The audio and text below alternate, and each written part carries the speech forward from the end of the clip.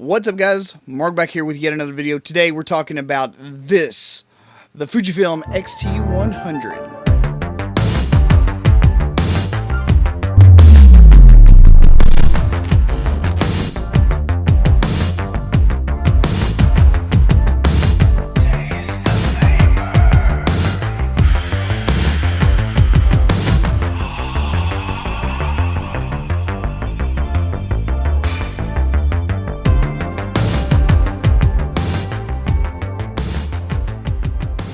This is a very interesting offering from Fujifilm, whereas this is their entry-level, consumer-grade, but not consumer performance camera. I've had the pleasure of shooting with this camera for about the last month.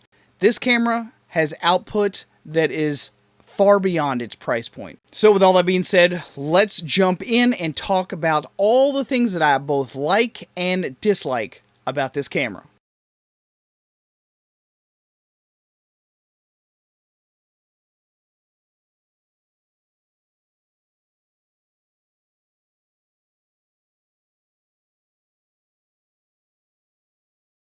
So let's knock a few of the specs out of the way. The Fujifilm X-T100 is a 24.2 megapixel APS-C CMOS sensor design camera. It has 2.36 million dot OLED EVF. It has a 3-inch 1.04 million dot tilting touchscreen, mainly restricted to touch autofocus and things like that, not a full touch interface, unfortunately. It will record in ultra high definition 4K, but only at 15 frames per second. It will also record full HD 1080p at 60 frames per second. It features Bluetooth and Wi-Fi, 91 area hybrid autofocus points. It has an extended ISO range of 100 to 51,200 with 6 frames per second shooting modes. It does come with an included detachable grip that I really enjoyed. And it also features an XC, unfortunately not an XF, 15 to 45 millimeter, 3.5 to 5.6 optically image stabilized power zoom lens, which, despite its cheap feeling, worked really well, but I was just not a fan of the power zoom lens whatsoever. The X-T100 compared with the X-T2, it is significantly smaller. Even with the little grippy thing on there, it doesn't really increase the overall ergonomics of the camera. So this is mainly a travel camera. It's mainly a secondary camera, a family camera. It's not meant for professional work. You're not getting this because it's got the best ergos on the planet. But overall, I think it's a nice compliment. Also, as I said before, I really enjoyed the little included grip. This camera doesn't take much to make this little camera feel small in your hand, so adding that little extra grip really does help out. So when I pulled it out of the box, I immediately threw that grip on. It takes one screw, done, and it feels immediately better. Also, even though this is considered their consumer-grade camera, it does not feel like it. It has got a lot of heft and weight to the camera body itself, although I do feel like it feels much more premium when you do put an XF lens on the camera. So while I did enjoy the power zoom lens a little bit, I definitely appreciated my 18 to 55 XF kit lens on this camera whole lot better. I think the really big standout feature with this camera is that screen. This is a completely new design. It is something that we've never seen before in any camera, Fuji or otherwise. But I have talked about this flippy screen in the past. I love this thing. I don't know why Fujifilm has not put this in more of their cameras. This is an ingenious design. Still being able to tilt it both up and down at your 45 and 90 degree angles respectively, and still being able to flip it out so that you can do, your vlog style videos. Why didn't anyone think of this before? Now, I'll be honest with you, the initial reason that I was interested in this camera is that screen. That screen enables Fuji shooters that already have a bunch of Fuji lenses to have the ability to do self-recording, vlog style, any sort of talking head style videos, and I wanted to test it out for those particular purposes. Was it going to suit my needs in that particular arena? I hop on my Segway, I start heading out into the city, start exploring, and using it the way that I would want to use it. This is my first trial vlog with the Fujifilm X-T100, using the front-facing screen. It's actually pretty damn convenient. I'm doing it like this because I know that even a 4-year-old Sony a6000 can handle this. fairly well and give me good image quality. So far, like, I've not been like overly impressed with what I've seen just playing around with it as far as video wise in my office. So I am actually going right now to meet a client downtown and doing some corporate headshots. After I get done with that, I'm just going to stay and test out this camera using the kit lens, which I have on right now, the 15-45. And then I'm also going to put some of the other lenses that I have on there and kind of see how those work. And so far, this is just a quick preview though, so far what I've seen from the kit lens, it's honestly not bad.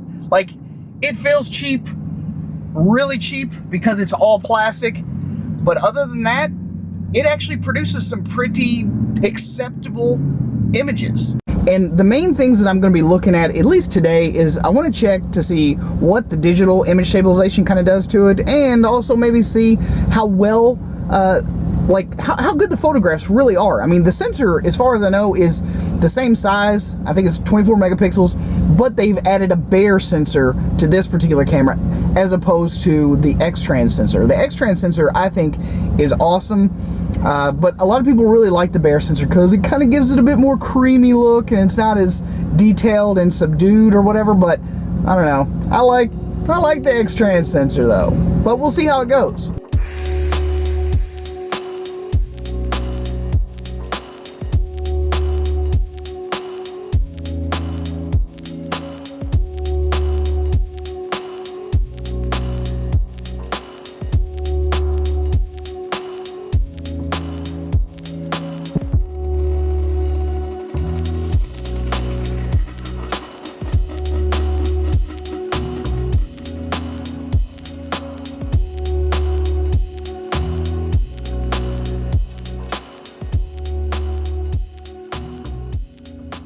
So as you can see from the photographs, the camera performed fantastic. It's not quite the look that I'm used to with Fujifilm, but it's not like the photographs are bad. But that's not really what this is all about. We know that most cameras these days can take excellent photographs. What I wanted to know was, what's the video gonna do? Okay, so I know that there's probably gonna be more than a few of you that are gonna trash me for what I just did. But I'll show you. I just bought this to pit up against this camera, the Fuji X-T100. I've heard like some pretty amazing things, and if vlogging is what you're into, or that's what you're trying to do, like, this should be a contender, I think. All the images that I've seen out of this camera have been pretty damn amazing. So I'm gonna pit them up against one another. Let's do it. Okay, so I've been pitting these two cameras against one another, trying to see which one I like better. So I have Canon EOS M50 here, and I have the Fujifilm X-T100 here. I have them both set on the exact same settings. 1/40th of a second shutter speed, f4 for the aperture, and I have both of them set to auto ISO. The Canon actually tells me what ISO it is set on. It says it's 1250. I have no idea what this one is on, and it won't let me change it. The Fuji won't let me change the ISO after I start recording. As of this moment right now, I don't know why the exposure got different on the Fuji, but it says that I'm at -2 EV right now, and I can't change that either. I'm not really sure what the deal is. So I don't know if I zoom out, that doesn't help. Even though my aperture got bigger when I zoomed out, because this is a variable aperture lens, and it's a, what is it, 3.5 at the low end, and then 5.6 on the high end. And then on the Canon, it's even worse. It's 3.5 to 6.3. Is that what it is? Okay. I mean, I'm not going to know what this footage looks like until I get it over here on the computer. But I figured that if any of you all were looking at these two cameras and these kit lenses, the Fujifilm kit lens is actually a power zoom lens. This one over here it's actually like a manual zoom, which I like a little bit better than I thought that I would. I mean, it's not like a really awesomely constructed lens or anything, but it's a pretty decent lens. I mean, at least it seems to be anyway. This is what it looks like. If I'm just judging by what I see on the two screens, I like what I see on the Canon better. It looks like it's more well exposed. It looks like it's, I don't know, tracking a little bit better. This one just looks really dark, really subdued. I don't know. But yeah, I'm definitely liking this image way better than I am this image. Very frustrating. Okay, so when you have the screen facing forward, it automatically goes to face tracking. So if you try and tap on the screen to get the camera to then reacquire focus, it just ignores it. So you have to move off screen so it doesn't detect a face anymore, tap, and then move back on the screen, or just kind of tap somewhere in the area that you think your face is going to be in, and then bring your face back up into the screen. I mean, so brutally annoying. It's just not very intuitive. So what it ends up doing is that it takes the all the settings that you're going to shoot with, say like for stills, and it brings that over, but it completely ignores the autofocus, either single, continuous, or whatever. You have to manually set that in the movie settings. Very annoying. It's not, it should just carry over. Like if you're forced to use whatever you set up in stills mode, you know, as far as picture profile, you know, all the quick menu settings and all that, ISO, shutter speed, and that type of thing, then it should be the exact same way with the autofocus. And this record button is very much, I end up having to press it like 2 or 3 times in order to either get the thing to start recording or to stop recording. So now here I am with the Canon M50. All of the stuff that I need to do or adjust, like it's all right here on the screen. So like I've got the shutter speed, the aperture, my exposure values, I can change at any time, and the ISO. If I'm wanting to do, say like I want to change the ISO, right? I can change it in increments, just like that, all right? And then if I want to change the aperture, I can literally change it just by tapping on the screen. So, I mean, you would think that that would just be the way it is with everything. You know, it's like, what was the whole point of giving me the touchscreen and it flipping toward me if I can't fully control everything about that camera without having to go around to the other side and hit physical buttons. And then, of course, shutter speed, I mean, I can change that. I mean, of course, that'll darken it up quite a bit. So, I mean, I can have all of my settings right here, and I can change them while I'm recording. I can also change the autofocus. So, like now I've got it set on manual focus right this second. But if I hit autofocus again, you can see it pulls back. I'm going to swap to manual focus real quick. Pull out. I'm blurry. But if I hit manual focus, it goes right back to autofocus. And, I mean, it's tracking fantastically. So completely different experience as far as being able to just look at the screen, vlog, and just know that I'm always going to be in focus. So I mean, if I'm moving around back and forth, or I'm chit-chatting it up, or just whatever, I mean, it's just different.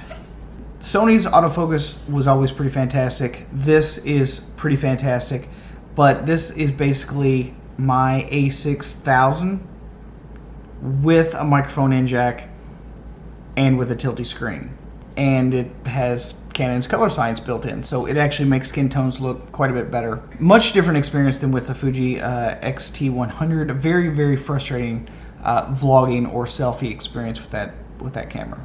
So overall, in video mode, I found myself extremely frustrated with this camera. I would not advise this particular camera for anyone that is looking to shoot video. No matter how awesome, how intuitive that screen is, it's just not worth it. At least to me. I was able to pick up the Canon camera and it just immediately felt very, very natural. This one needs a lot of work. One of my biggest complaints with the camera is I feel like I'm coming from a system that is much, much faster. I own the Fujifilm X-T2, looking to get into the X-T3. I'm spoiled. I'm genuinely spoiled. So it's not really a fair comparison. And I tried to maintain that entire mentality while I was checking this camera out, because I knew going in that it was not going to perform like the Ferrari that the Fujifilm X-T2 is. At the expense of speed, you still get amazing image quality, but the responsiveness that I have come to expect from my Fuji X-T2 just wasn't there. So if you don't have anything to compare the camera to, it's not going to be a big deal to you. But if you were already used to something much higher, much faster, then it's going to seem a bit sluggish to you. If you have no point of reference and you just want amazing image quality and access to all of Fujifilm's Fujinon lenses, it is very, very hard to say, don't get this camera. But one final point I want to make perfectly clear. With the release of the Fuji X-T3 coming out very, very soon, a lot of the old or used Fujifilm X-T2s are going to be hitting the market with the price tag of, right now, they're $1,099, so $1,100. So for $1,100, that would get you into a Fujifilm X-T2, which is a much, much more capable camera. And the price is almost guaranteed to drop even further below that if you buy used. And if the used prices of those X-T2s get anywhere close to this camera, which is right around $700 to $800, depending on where you buy, what country you're in, it makes more sense for me. Even though this is probably going to cut into some sales as far as affiliate links are concerned, my advice would be to buy the used Fujifilm X-T2 at this price point. Alright guys, that's pretty much going to do it for me on this one. I hope you guys enjoyed it. Thumbs up the video if you enjoyed it. Sub if you loved it. And don't forget to leave me a comment and let me know what you all think about this camera as well. At any rate, I'm your host, Mark Puckett, and I'm going to see you guys again on the next one. Peace.